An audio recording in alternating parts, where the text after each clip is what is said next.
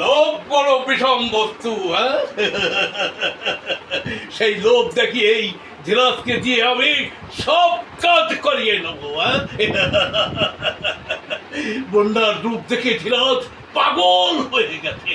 ওই রূপের আগুনে ধীরাজ যখন পতঙ্গের মতো ঝাঁপ দিতে চাইবে, ঠিক তখনই আমি ধীরাজকে বাধা সৃষ্টি করে আমি ওর দ্বারা সমস্ত কাজ হাসিল করে নেব, হ্যাঁ?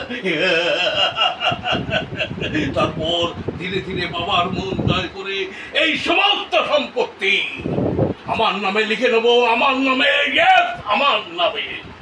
তার জন্য যত নিতে নামতে হয় আমি নামবো, ছলনা, চাতুরি, মার্ডার যা কিছু করতে হয় আমি করব, তবু এর একখানা সম্পত্তি আমি ছাড়া অন্য কাউকে ভোগ করতে দেব না।